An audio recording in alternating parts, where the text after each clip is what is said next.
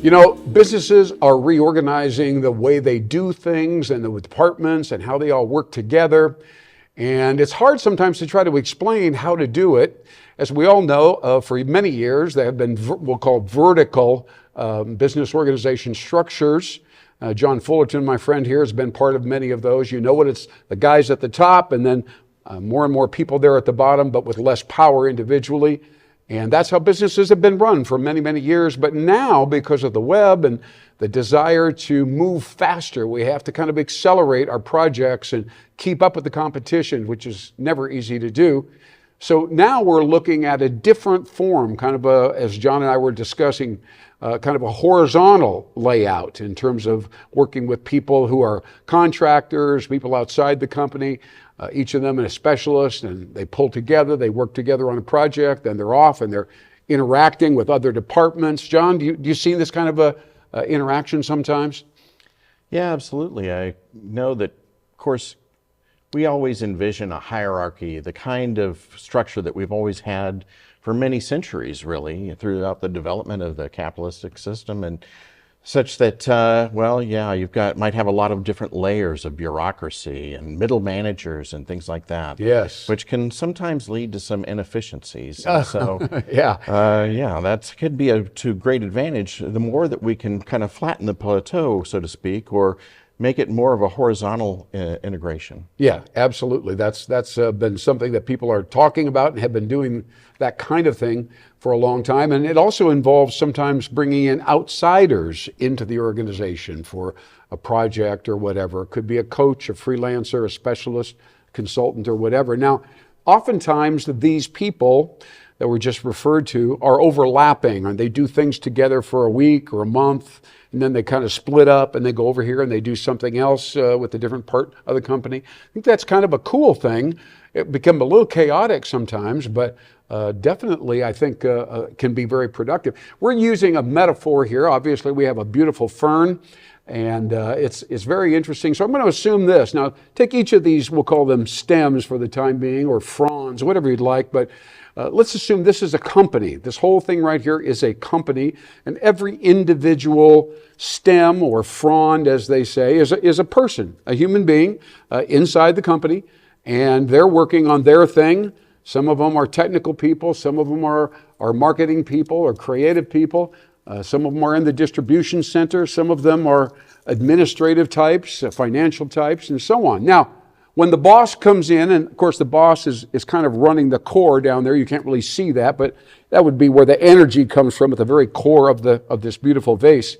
And we'll just pretend here for a second that the boss says, we have to hit some new numbers. We got to actually generate more revenue, more profits. We have to be more efficient. And we might even want to launch at least one, maybe even 2 or 3 new products.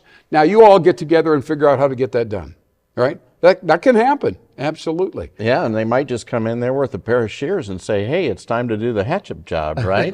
right. But maybe it's better if we think of it instead in terms of how you might be able to repot or be able to splice or maybe even clone and find different ways that you can create new growth from the old branches. Very true.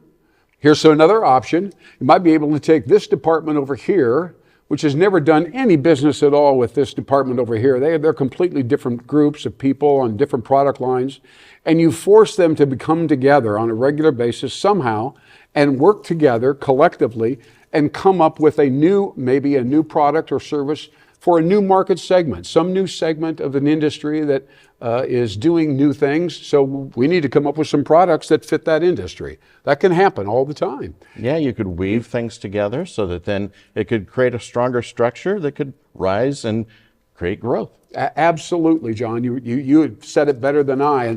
And so I just can't get my hands off of this. I like to be able to pull these together because I have been I've been in some companies and this analogy is not that far away. What I like is this.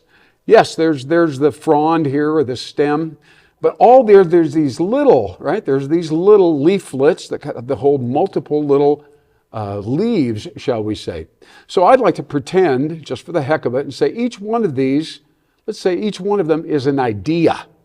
a concept, something I dreamt up the other night that seemed incredibly possible, something we could do. And then the little tiny leaflets that are on it would be what I would call, these are the action steps. These are the things that I actually did just last week. I did 12 different things to kind of move this little frond or project forward. Again, I know some of you are out there going, I don't understand all this, but the bottom line is we get this coming together. There is, as Tom Peters said over 25, 30 years ago, human behavior and emotion play a larger part in business success than most of us initially understood. And it's happening now, it's happening everywhere. And by the way, Gen Z is very sensitive to this. They want to work in a company where they get to be on 2 or 3 task forces, 2 or 3 committees. They get to come up with ideas, and people will actually pay attention to what they're thinking about. Say, well, hey, that would be cool. I know about an industry that could probably use that, and some people on the other side of the country, et cetera, et cetera.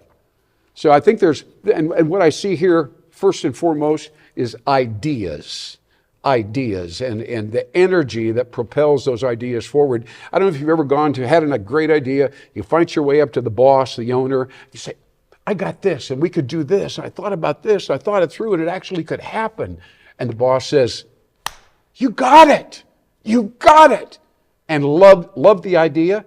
And the guy walks out of there saying, this is a great company. They actually listen to me, and other people like me, young people and so on. And he really cared, and he's a passionate person, and I respect him, and I'm going to follow him to the ends of the earth.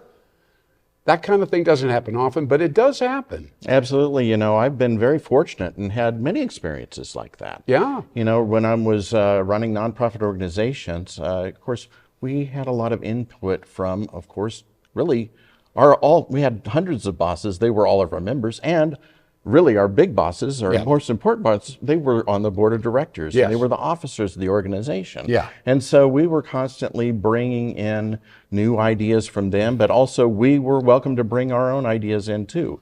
And also, I always want to encourage that whenever I'm working with other people in any kind of a business situation. Yeah. It's good to be open to some new ideas, and you can't always do everything, but you should at least pay the courtesy and the respect to your employees to get their feedback, because oftentimes they know from the trenches really what's most important and what's really causing either failure or might really lead to the biggest success. So true. And it's so much wasted energy because we don't spend enough time thinking and talking to these people and finding out what's happening down on the line or whatever that is blocking our ability or desire to get more stuff out the door, make more money, and give everybody some bonuses, and we could all be happy. But somehow we can't get a handle on what is really happening down there, and that is a real big problem. So I think what we're talking about together at the same time is a little more open, a willingness to try new things and listen to people that normally you wouldn't think of as idea people or whatever. But certainly to think outside the box, and certainly I think it's important to step back and look at kind of the trend of the whole world and see what the culture is happening. For instance, I just read some things about how middle-aged men are depressed and pulling back from the workforce, not working, going home, watching TV and struggling with their idea of who am I and what am I supposed to be doing? Well, that's a very interesting thing. We're talking about millions and millions of buyers there. And we're not communicating directly and empathetically necessarily with them. Women are stepping up and kind of taking over departments, at least at a mid-level and maybe higher. So, we're seeing some trends that oftentimes business people just kind of say, they're a bunch of idiots, who cares? But every one of them represents a purchasing customer. And I think in marketing and advertising, we're starting to figure out that instead of talking about the individual features and here's our great product and we do these cool things, instead talking to them at kind of a higher, more, how should I say it, a heart-rending area, It's really speaking to them about life in some broader terms and seeing if you can't cut through all the crap and get to what is really holding on. It's kind of a very psychological thing, but I think... we all have a lot to learn from each other. Yeah. And of course, you know what they say, The women are smarter, and that's why they're in leadership positions, and they are also starting their own businesses. And many people of all sorts of backgrounds from before able to rise in our great society that we have, and to be able to come from rags to riches, so to speak, be successful through the advent of new ideas, and for us to understand and try to work together and to be able to see the good and the bad and find the best in all of us. Yeah, absolutely. And realize that there is a way out. Even if you're sad or depressed or unhappy with what you're doing, there is a way forward. And you have resources at your fingertips that you probably don't even know. Or people are there for you. And if they aren't, by the way, you should leave the company or talk to HR and say, hey, I need somebody to say something real to me rather than just get back to work and get more done in a shorter period of time. All right, John Fullerton, thank you so much for coming in here at WowBiz Nebraska. Thanks for watching. I'm Lynn Hinderaker. We'll see you next time. What an out-of-sight show this is. We'll talk to you again absolutely next time. Bye-bye.